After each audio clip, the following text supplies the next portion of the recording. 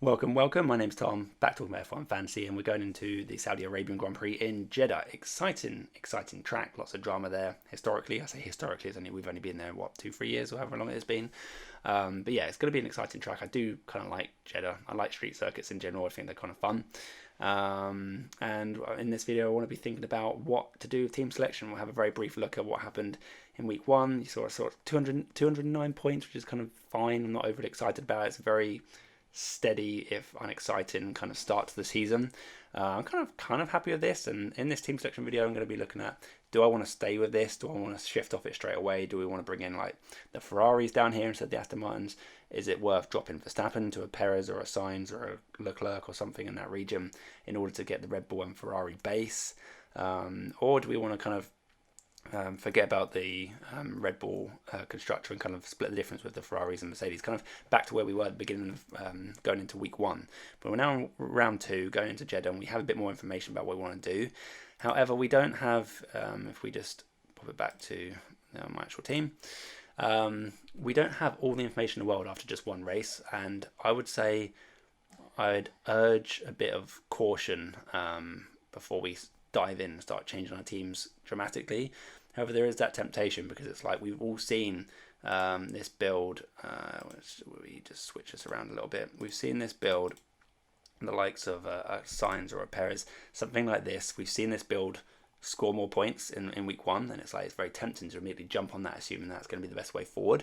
And to be honest, I do like this team structure, and if we flick it straight to the F1 Fantasy Tools website as well, it kind of favours this team structure with the Red Bull Ferrari. It's rated as the best teams in terms of predicted points, 244. You compare that to if we put Verstappen in here and recalculate this. It kind of comes up with the team that I've already got as well, actually, with the Red Bull Aston build, as long as you want Verstappen as a 2 times. But as soon as you take away Verstappen 2 times, if you're willing to do that, it does favour this Red Bull Ferrari build. And we've seen that this is paid off quite well in week one. So the question is, do we think this is going to be consistent going forward? My initial feeling was no. We need Max Verstappen. Right? Stay away from the likes of Perez or Sainz. Too much unreliability. And can you imagine actually watching a race when you've got Perez as your 2 times DRS driver? You'd be watching it through gritted teeth, and you'd be wincing all the way through it. So, however, if we look past that and look at the actual kind of points potential here, having these 2 constructors is pretty appealing. Like Red Bull, we know, are just the best team at the moment. They're likely to be, first, second, third every single week. So having them in there is kind of a given. Having the second best constructor, the Ferraris, who I think are the second best constructor, and that's not purely based off what happened in Bahrain. And I do anticipate the likes of McLaren and Mercedes to step it up a bit, particularly with Mercedes having their issues resolved around their heating, McLaren in a more favourable track with the high-speed elements in around the next couple of tracks, Jeddah and Melbourne. But however, I do think that Ferraris just seem to have that little bit of an edge. And Carlos Sainz in particular is driving particularly well. Pretty much all of last season, particularly towards the end of last season, where he even got that win in He got that win in Singapore. Can't even speak. But yeah, Carlos Sainz has been really impressive, and it's almost to the point. It's like, the Ferrari actually want to revert their decision and be like, bye Charles, we're going to keep Carlos when Lewis comes next year. But so I do think that Ferrari is certainly appealing, and like I say, the F1 Fantasy Tools simulation kind of says that that's going to score the most points at the moment. This is obviously pre-practice, so maybe after the practice sessions we'll get more information. But I, for one, am certainly tempted with this build. It just obviously concerns me not going for Max Verstappen, but as long as Perez can do well, and we know Perez does tend to do well at the beginning of the season, perhaps before the car is kind of more built towards Max's driving style. And with 2 street circuits coming up, we got Jeddah, where Perez won here last year. Did he get pole position? I think he got pole position and he won the race, if I'm not mistaken. I mean, obviously Max Verstappen did start way back in P15 or something, so that probably helped. But Perez, he's a victor here in the past, and he's going to be confident of his P2 in Bahrain. Is now the time to be bold and put him as your 2 times so you can bulk out those points to the Ferraris and Red Bulls. I will say another boon for the Ferrari constructor is the fact that they are really good at pit stops, like fastest and second fastest pit stops in Bahrain, and that's not just a fluke. The Ferraris have been good at pit stops for quite a while now. So yeah, getting those extra points is nice. However, it does come with the fact that you're missing out on Max Verstappen. So it is a gamble for sure. And as much as I like this, and I'm still considering it, and I will consider it more depending on what happens in the practice sessions. Perez looks hot in the practice sessions, and this suddenly becomes even more appealing to go kind of take that leap of faith and go with something like this. If we just hop it back to reset the team at the moment though, and talk about urgent caution, let's not panic, let's not get ahead of ourselves and start changing around everything and taking -10 to rip our teams apart. Because I actually think, I'll play devil's advocate a little bit. I actually think that this current team, what I've got, is actually fine as well. There are builds about there who got the RBs as a second constructor, and I didn't go with that in the end because I thought the Aston Martins have a chance to get like the top 10, and they did. They squeaked in, not P9, P10, got that 500,000 rise. Basically, every constructor that finished in the top 10 all went up in price, and basically anyone that didn't finish in the top 10 all went down in price. So if you're sticking with the RBs, then you're likely to potentially bleed value.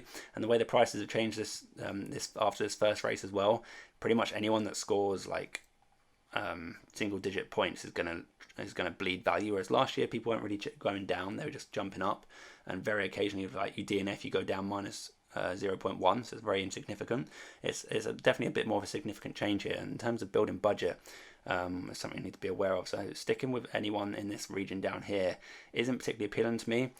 So I'm quite happy I went with the Aston Martins to start with, and going up 500,000 is really nice. In fact, they went up more than anyone in terms of the constructor. And I think they've got the potential to continue doing that. So sticking with this team, just taking another week of information in Jeddah, see what's going on before I change things around, and maybe before I change into like the Ferrari Red Bull kind of build. Maybe just take another week of information, just play it a little bit patient. It's a long season of 24 races, 23 left to go. So yeah, I'm just thinking maybe just play it patient. And my options this week are potentially to swap one of my budget drivers down in order to try and make a bit of a budget game. I've looked at who I want to move down. I actually think the Saubers are kind of relatively well placed. I've said all pre-season long that I really like Guan Yu Zhou, and he proved kind of exactly why in Bahrain. I said he's good at overtake points, and sure enough, he gets his 5 overtakes, which is really, really good amount of points there for someone that's just like what he was, 6.6 million. So Guan Yu Zhou is not going anywhere in my team. The other 3 slots in terms of budget are kind of open if I stick with this team. Bottas, again, he's already kind of relatively cheap, and I want to try and get the cheapest asset, the cheapest kind of safest assets I can in these slots in order to potentially gain value. And that makes me think the likes of Yuki Tsunoda in particular, and even Alex Albon, who's the next couple of tracks aren't necessarily going to favour the Williams, and the Williams doesn't look particularly great. It looks like a P9 car to me, P9 in terms of the constructor. Are these guys like Tsunoda and Albon, are they just going to bleed value from our teams? With the price changes the way they are, I was expecting them to just kind of stay where they are. As long as they didn't DNF, I just thought they'd kind of stay where they are. But we've already seen straight away their bleeding value 0.2. So, and interestingly, everyone who scored fewer than 7 points, I think lost value. 7 points and up. Everyone here has gone up, and then everyone who's got 6 points or below has dropped points, which is. Is that what we're looking at now? Is that just the cutoff? You have to score at least 7 points in order to gain value. I mean, look at the difference with the Alpine drivers. They're exactly the same price to start the season. They've scored 1 point different. Ocon goes up 500,000 and Gasly goes down by 0.1. That's a massive discrepancy. And it does make me a bit worried about having budget guys that are going to bleed. And I think, try to cut your loss a little bit and, go down potentially from a Tsunoda to someone like a Haas driver. And the Haases are kind of interesting to me because they certainly seem to be improved in terms of their race pace. Hülkenberg showed some really good pace. It's unfortunate for Hülkenberg owners that he clipped Stroll in turn 1. But that is also the danger. Magnussen and Hülkenberg are a little bit notorious for getting into little scraps and potentially causing damage to their car, which is exactly what happened to Hülkenberg. Hülkenberg also in particular is a little bit of a victim of his own success in terms of qualifying highly and then moving back. But are we going to see Hülkenberg this season a bit more qualifying highly and be able to maintain that position? However, even if he does do that, which is great for Haas, it's still not great for fantasy in my opinion, because say Hülkenberg gets to Q3, which is not an uncommon occurrence. Say he qualifies P9, P10 and his tyres hold on for the race and he finishes P9 or P10, he's still only going to finish with a couple of fantasy points. It's not exciting and could well see some more budget drops. Someone like Kevin Magnussen, though, is certainly interesting and hot on my radar at the moment. He's already gone up 500,000 because he may hit the magic barrier of 7 points by the looks of it. Pretty low owned as well, just at 14%. And he doesn't qualify anywhere near as well as Hulkenberg. We know this. There's always a discrepancy between Magnussen and Hulkenberg. So I am very tempted to go with someone like a K-Mag, who I'm hoping will just kind of qualify, go out Q1 preferably, and then make up some positions again, which is exactly what he did. The way he got his 7 points was gaining positions and getting a few overtakes. Bob's your uncle, and Kevin's in there with the 500,000 rise, which is phenomenal. That's what you want for your budget guys. Just don't DNF, get a bit of a budget rise, and you're happy with those budget fodders. So my point is basically that I'm kind of very interested in the hazards in terms of the budget people. One other thing to bear in mind as well, if I did do a little swap like this, well, a couple of things to bear in mind actually. Someone like Yuki Tsunoda, I've just talked about Magnussen hopefully qualifying kind of low and moving up in the race. Someone like Yuki Tsunoda, Danny Ricciardo, the RB kind of region of what you're looking at, even an Alex Albon, they're likely to get into Q2, qualify P11, P12, P13, P14, somewhere in that region, and then more or less finish in that region as well. So it's just not good for fantasy points. Someone that goes out in Q1, potentially K-Mag, is certainly appealing to me. And like I say, the hazards certainly look like they might be worth a punt this season. Someone, these RBs, we're thinking, they're going to be great. They're going to be upgraded and everything, and they're going to get into the points, and everyone's kind of piling in on the RBs, but after just one race, I'm already thinking, they're really piled. Look at Daniel Ricciardo, 56%. Yuki Tsunoda, 30%. People are piling in on these guys. What about the constructor as well? 40%. They're heavily, heavily owned. And here's me thinking, like, I just don't want to kind of go near them at the moment. So I don't know what you guys think. Are you kind of on or off the RB train? But my personal opinion is, I think the safe manager inside me is probably going to do this with my team. Probably take out like a Tsunoda for a K-Mag. That means I'm not burning a transfer, because you obviously get 2 free transfers each race. This way I'm using a free transfer to potentially get a little bit of a budget gain. And then I can still roll my 2 extra free transfers into the next race. So going into the Australian Grand Prix in a couple of weeks, I'm going to have 3 free transfers, as well as dropping down my budget a little bit. So instead of having money locked into Tsunoda, I'll have a bit more money floating around in my bank account. And that means I've got quite a lot of freedom going into the Australian Grand Prix with another week of information of racing in the bank. All that information, a bit of extra budget, 3 free transfers. That's quite an appealing position to be in going into the 3rd race of the season. So I think my instinct is probably to be kind of like play it safe, play a bit boring, just make a little budget transfer and hope to gain a bit of value. And I think this team's pretty well set up to gain value. I don't expect much from the Red Bulls, but they should still creep up 0.1, 0.2 like they've done from Bahrain. And that's kind of where I'm thinking. The other option obviously is to go with the Ferrari build and that sort of thing. And there is kind of an extreme version. I guess one thing to consider as well is like extreme budget building. If we get rid of all these budget fodders just for a second, I just want to try looking at something. So we sort this by value. We get all the cheapest possible people in here. And then we look at the constructors, we want the Ferraris. So I've got 18 million in the bank. I know people will be very slightly different to me. Maybe they got slightly more, slightly less, or maybe you've got 18 million as well. But if we're looking at getting the Ferraris as a constructor, and we want the dream template of Red Bull, Ferrari, Max Verstappen 2 times, and then fill in the rest with a load of chaff. I mean, I say load of chaff, I've just been talking up the hazards, and this does revolve around 2 Haas drivers, so I'm not actually too fussed about this. But yeah, I'm currently personally 1.6 million away from getting the Ferraris in here and having that kind of dream scenario where you can get the 2 biggest constructors as well as the Max Verstappen on 2 times. So just 1.6 million. It's a lot closer than I realised, to be honest, going into the first week, and maybe I should have put a bit more thought into it. But now we know a bit more about the budget increase as well. Maybe we could think about who's going to be a bit more conscious about who's going to go up in terms of budget. So we can try and accumulate that 1.6 million in differential and try and get the Ferraris in here. But in order to, how do we do it though? How do we get that extra money? Clearly, we need people that are going to score 7 points or more. So someone that interests me, like I say, the reason why I'm interested in keeping this team kind of the same and just dropping down to a K-Mag is to be able to get close to that, because I do genuinely think that someone like Magnussen could still go up in price again if he has a similar race to Bahrain. The Aston Martins are well set to go up as well. They're kind of in no man's land in terms of the price of 14 million, but as long as they do kind of okay, it seems to be like, as long as they do okay, get P9, P10, which is completely reasonable for them. And with Fernando Alonso the team, we could see him pushing forward even further. We could very easily see another 0.5, or even if on a really good weekend, we could see another like a million rise from the Aston Martins potentially. So I do think that this build is potentially very tasty in terms of budget building. Obviously, the likes of Verstappen and Red Bull are not going to gain that much budget.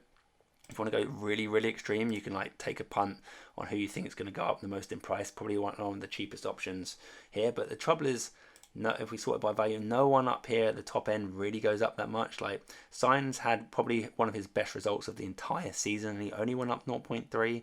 So it's really hard to really get much gain from up here. The main gains seem to be from the mid and budget prices, and it's really, really, really hard to predict exactly where the money's going to come from there. So I think the safest thing to do is probably just kind of stick with my current team. Make that one free transfer, and that's kind of where my head's at the moment. So I'm sorry it's not the most exciting story in the world for you on this Tuesday evening as of recording, but that's kind of where I'm at. And obviously practice sessions will dictate exactly where I end up, and they might change things dramatically because they have a tendency for providing lots more information. They're also confusing information, and you see different things happen in different practice sessions, and suddenly you'll jump in thinking, oh my god, the McLarens are amazing, we need to get the McLarens in, and which may well happen. I do genuinely think the McLarens will be good around here, but I just still think that like they're overpriced.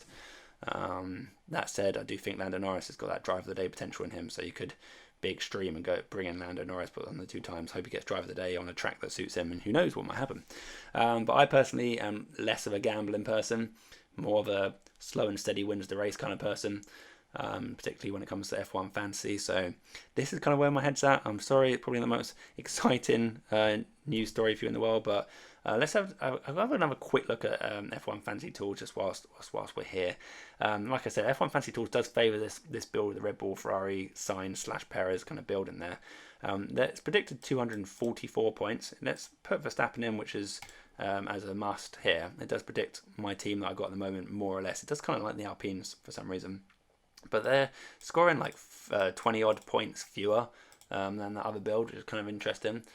And also with the Verstappen 2 times, nowhere does it have the, I don't know, maybe it's somewhere further down the line. Yeah, eventually, Team 21 eventually gets to the Ferrari Mercedes build, which is quite popular among a lot of you and a lot of us in the fantasy community. But F1 Fantasy Tools with my budget doesn't really favour that build at the moment. That said, maybe that's taken into account that Mercedes had a bit of an iffy race in Bahrain, so I do anticipate that Mercedes will be a bit stronger this time around, as long as they can sort out their cooling. If they were losing like 5 or 6 tenths a second a lap in the race because of their cooling problems and having to lift and coast, that's not likely to happen immediately again in the next race. They're going to probably get on top of that, and Mercedes will be stronger. So I do think that this sort of build is still a fine option, but again, predicted points is like 30 fewer than that big Red Bull Ferrari kind of build. So my instinct is kind of just stick with this for now. There's a reason I went for Team 1 in round 1, and as much as we got information in round 1, we haven't gleaned a load of information. I think staying patient, potentially building a bit of budget, getting more information, getting that extra transfer going into Australia is kind of where I'm at. So yeah, in terms of further content for me this week, I think this is probably going to be it, unless there's some exceptional circumstance that means I can record another video down the line, but I don't think it's going to be, because real life is a bit busy for me this week. So I'll probably be back in a couple of weeks on YouTube anyway, ahead of Australia. But in the meantime, you can always comment on my video. I'll do my best to respond to you, or you can tweet me over on X, whatever you call it, at PopmanF1. So yeah, thanks very much for listening. I'd like to hear your opinions. Are you going to be bold, or are you going to be slow and steady? Let me know, and I'll catch you in a couple of weeks in Australia. Thanks very much, everyone, and bye.